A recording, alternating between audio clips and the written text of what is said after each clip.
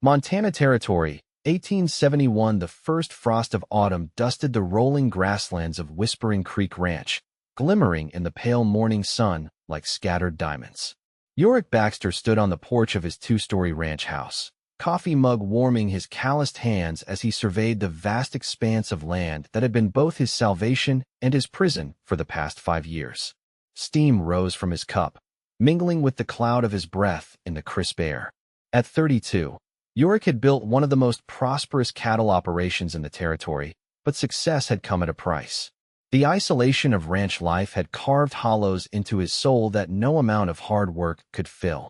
"Breakfast is ready, Mr. Baxter," called a soft voice from behind him. He turned to see Clara O'Malley, the ranch cook he'd hired 3 months prior, standing in the doorway. Her auburn hair was neatly pinned beneath a simple white cap, her slender form partially obscured by a faded blue dress and white apron. At 26, Clara possessed a quiet dignity that had impressed Yorick from their first meeting. "Thank you, Miss O'Malley," he replied, following her inside. The warmth of the kitchen embraced him, along with the aroma of fresh biscuits, bacon, and eggs. Clara moved with practiced efficiency, setting his plate on the table before turning back to the stove. Yorick's gaze followed her movements, noting how she favored her right arm. When she reached for a jar on a high shelf, her sleeve slipped back, revealing a pattern of dark bruises encircling her wrist like a macabre bracelet. She quickly tugged the fabric down, but not before Yorick had seen enough to recognize the distinct imprint of fingers. His appetite vanished. Those marks were no accident. "Miss O'Malley," he said carefully, setting down his fork, "may I ask how you came by those bruises?" Clara froze, her back to him. "It's nothing, sir. Just clumsiness on my part." The lie hung between them, fragile as spun glass. Yorick had hired Clara based on a recommendation from Sheriff Thomas Grant in Helena, where she'd previously worked. She'd arrived with little more than a small trunk and references that spoke highly of her cooking skills but revealed nothing of her past. "Clara," he said gently, using her given name for the first time.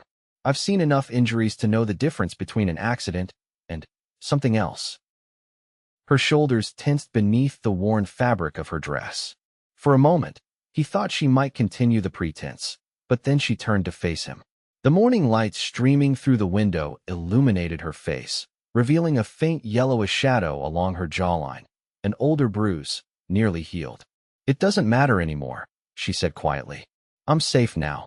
Yorick recognized the look in her eyes, the same wary caution he'd seen in wild horses who'd known cruelty at human hands. Something protective awoke in him, a feeling that had lain dormant since he'd buried his parents and sister after the influenza swept through their homestead in '65. "No one will harm you here," he promised, the words emerging with surprising fierceness. "But I need to know if there's someone who might come looking for you." Clara's green eyes met his, assessing the sincerity of his words. Finally, she nodded, sinking into the chair across from him. "His name is Edward O'Brien," she said, her voice barely above a whisper. "I was his housekeeper in Helena for nearly a year. He's a businessman with connections to the territorial government." She hesitated, her fingers tracing the edge of her apron. "At first, he was a perfect gentleman, but after his wife left for an extended visit to her sister in St. Louis, he changed. The drinking started, then the temper. When he asked for things no decent woman would provide, I refused him." Her voice faltered, but she continued with quiet determination. "The night I left, he was worse than ever. Said he owned me. That's when Sheriff Grant helped me find a position far from Helena. The sheriff suggested your ranch because it's remote, and because he said you were an honorable man." Yorick felt his jaw tighten. "O'Brien. I know of him. He owns half the businesses on Helena's main street." "He's not a man who accepts being denied what he wants," Clara said softly. "And you think he might come for you?" She looked down at her hands. "Before I left, he swore he would find me." Yorick pushed back from the table, his decision made in that instant. "Then we'll need to be ready if he does." That evening, Yorick called his ranch hands to the bunkhouse after supper. The 7 men gathered around as he explained the situation in careful terms that preserved Clara's dignity while making the danger clear. "So that's how it stands," he concluded. "If anyone comes asking about Miss O'Malley, you haven't seen her. And if a man named Edward O'Brien shows his face on this property, I want to know immediately." Hank Wilson, his foreman for the past 4 years, spoke up. Miss Clara's cooking has put meat on all our bones. Any man who'd raise his hand to a woman like her deserves whatever comes to him." Murmurs of agreement rippled through the bunkhouse. Yorick nodded, a weight lifting from his shoulders. These men might be rough around the edges, but they understood the code of the frontier. Women were to be protected, not abused. Over the following weeks, autumn deepened toward winter. The cattle were moved to sheltered pastures, and the rhythms of ranch life adjusted to the changing season. Throughout it all, Yorick found himself increasingly aware of Clara's presence in his home. He noticed how the bruises faded from her skin as October yielded to November. How she began to hum quietly while kneading dough or stirring stew. How she'd taken to leaving wildflowers in a small jar on his desk. Simple touches that transformed the ranch house from merely a place he slept into something closer to a home. One evening after the first snowfall, Yorick returned from checking the herd to find Clara sitting by the fire in the front room, mending one of his shirts. The domesticity of the scene struck him with unexpected force. For the first time since his family's passing, the loneliness that had been his constant companion seemed to recede. "You don't need to do that," he said, removing his coat and hat. Clara looked up with a small smile. "I don't mind. Your shirts have seen hard use." He moved to stand by the fire, warming his hands. "Miss O'Malley." "Clara, I've been meaning to speak with you about your position here." A flicker of alarm crossed her face. "Is my work unsatisfactory?" "No, nothing like that," he hastened to assure her. "I simply wanted to make it clear that your place here is secure, regardless of what might happen with O'Brien. You have my word on that." The tension eased from her shoulders. "Thank you, Mr. Baxter." "Yorick," he said. "Please call me Yorick, at least when it's just us." She tested his name cautiously. "Yorick."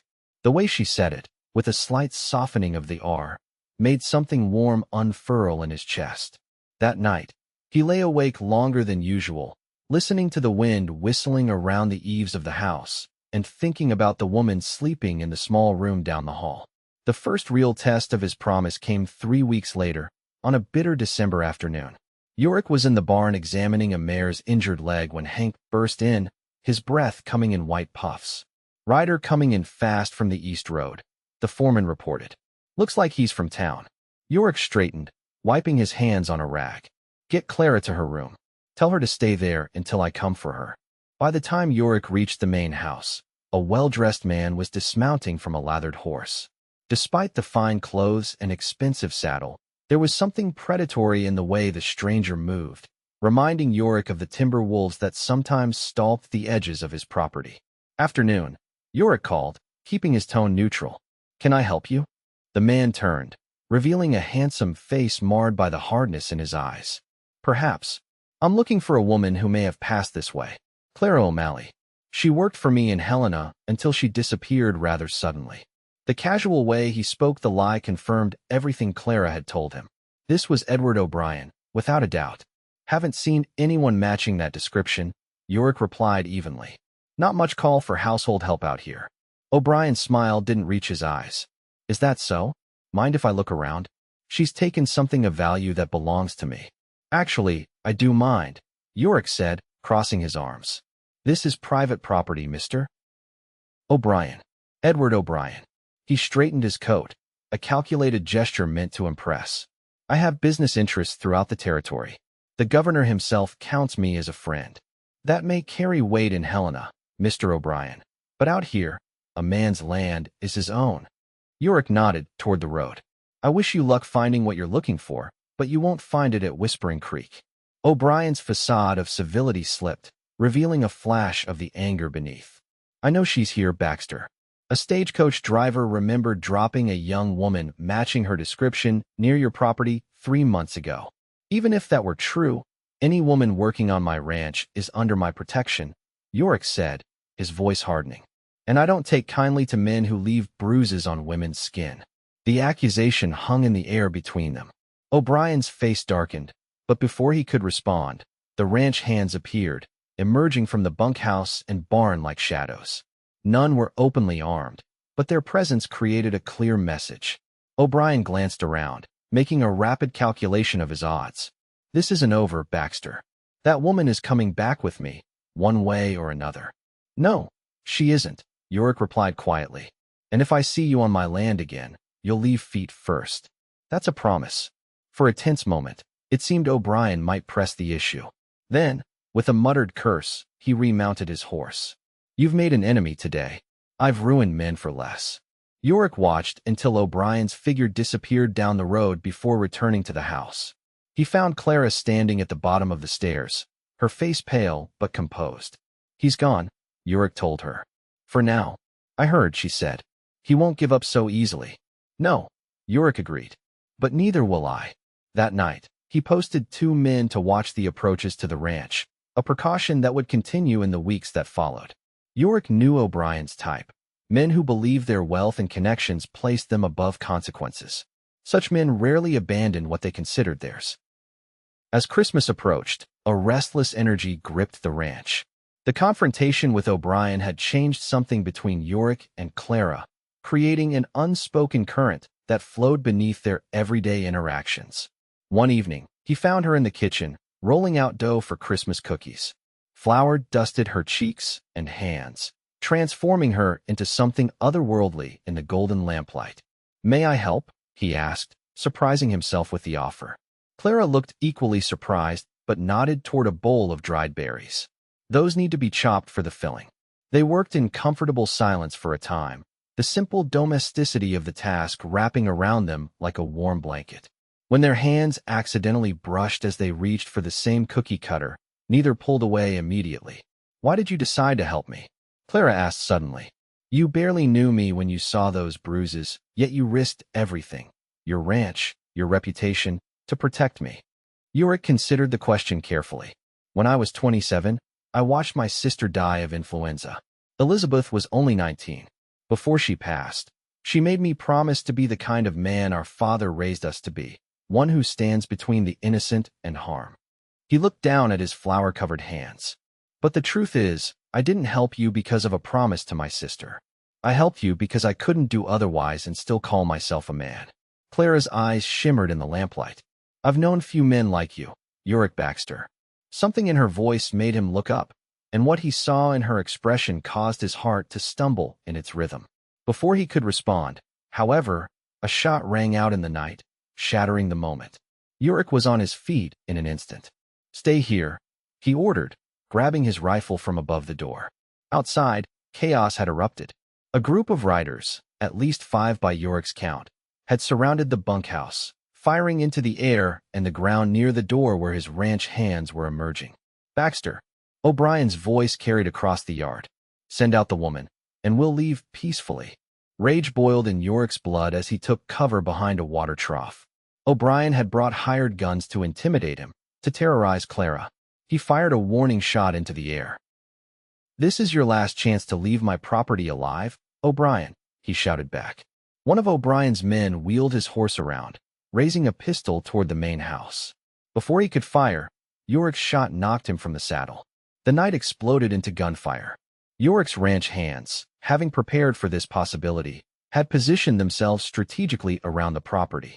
Their disciplined fire drove O'Brien and his remaining men into a defensive cluster.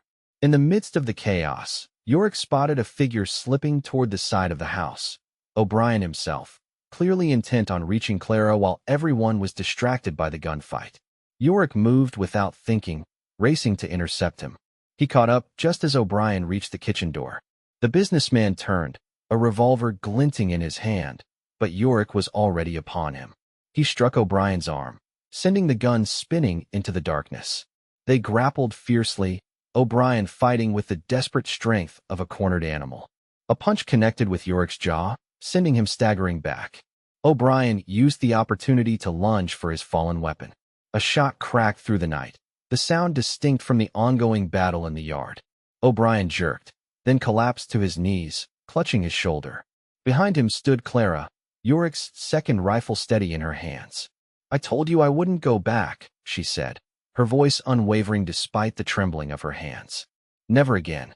By the time Sheriff Grant arrived the next morning, summoned by a ranch hand who'd ridden through the night to Helena, the fight had long since ended. One of O'Brien's men was dead, 2 others wounded. O'Brien himself sat bound in Yorick's barn, his shoulder bandaged, but his pride suffering the deeper wound. "You've stirred up a hornet's nest, Yorick," the sheriff said as they watched his deputies load the prisoners into a wagon. "O'Brien has friends in high places." "Had friends," Yorick corrected. "Once they learn he led an armed attack on a legal property owner, those friends will scatter like leaves in a windstorm. No politician wants to be associated with such lawlessness." Sheriff Grant nodded thoughtfully. "You may be right. And Miss O'Malley's testimony about his prior abuse will carry weight, especially with female jurors." He glanced toward the house, where Clara stood watching from the porch. "You care for her?" It wasn't a question, but Yorick answered anyway. "I do." "Then a piece of advice, friend to friend," the sheriff said. "Don't wait too long to tell her. Life out here is uncertain at the best of times." After the sheriff's party disappeared down the road with their prisoners, Yorick found Clara in the kitchen, methodically kneading bread, as if the night's violence had been nothing more than a bad dream. "You saved my life," he said simply. She kept her eyes on her work. "You saved mine first." "Clara." He moved closer, gently taking the dough from her flour-covered hands and setting it aside. "Look at me, please." When she raised her eyes to his, he saw not the fearful woman who had arrived at his ranch months ago, but someone who had discovered her own strength, a strength that had been there all along, waiting for the freedom to emerge. "I need to say something," he began, suddenly finding his usual directness inadequate for the task before him. "These past months, having you here, it's changed things. Changed me. Yorick, please let me finish." He took a deep breath. 5 years ago, when my family died, something in me died with them. I built this ranch, made it successful, but it was never a home. Just a place where I worked myself to exhaustion so I wouldn't have to feel the emptiness. Then you came, and suddenly, I found myself looking forward to each day. Clara's eyes widened slightly, but she remained silent, listening.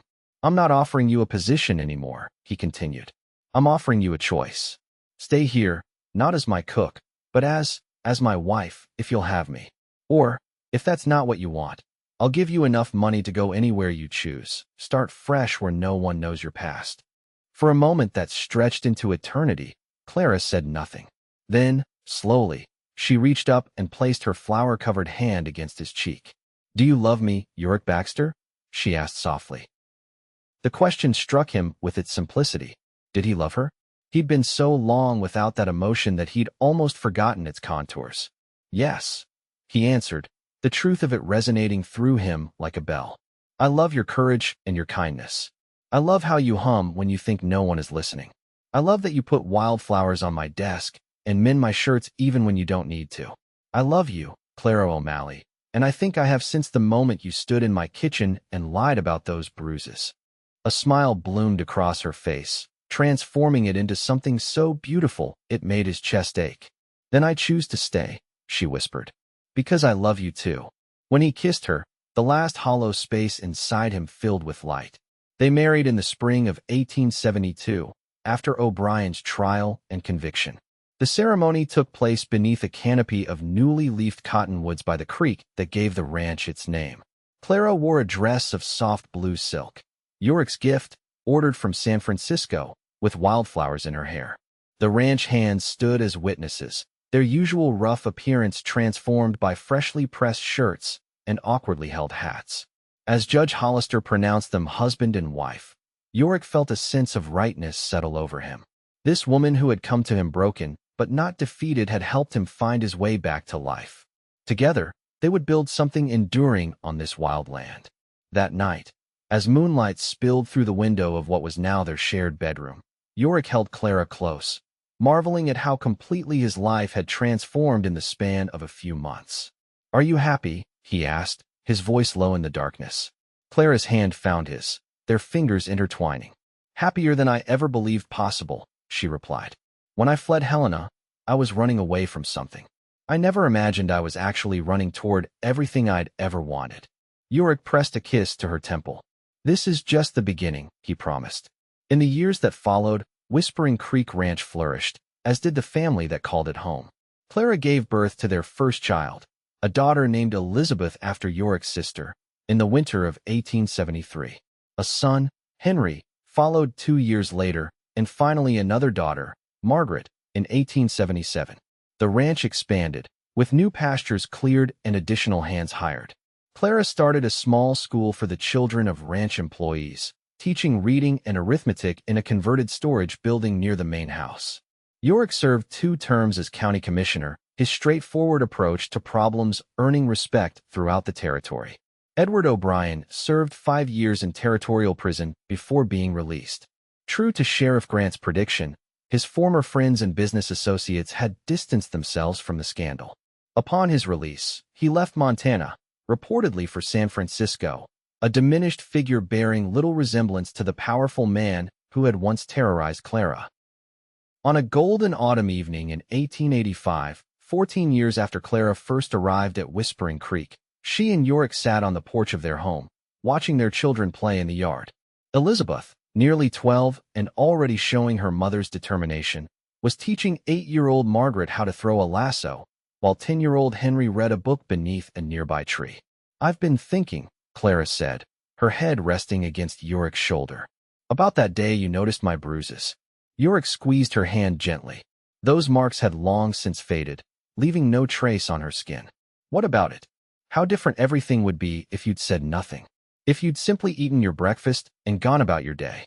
She turned to look at him, the setting sun catching the silver strands now threading through her auburn hair. One small act of kindness changed everything.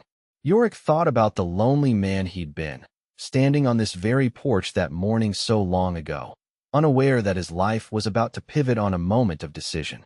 "It wasn't kindness," he said softly. "It was self-preservation. Some part of me knew that if I let you suffer, I'd lose my last chance at becoming whole again." Clara smiled, the same smile that had captivated him for all these years. "Then I'm grateful for your selfishness, Yorick Baxter." He laughed, drawing her closer as their children's voices rose in the gathering dusk. "As am I, my love. As am I." Around them, Whispering Creek Ranch settled into evening's embrace. Cattle lowing in distant pastures, cook fires glowing in the bunkhouse yard, stars beginning to prick the deepening blue of the sky. A home built not just of timber and nails, but of courage, second chances, and a love that had begun with a simple question about bruises on a cook's wrist. A love that had saved them both.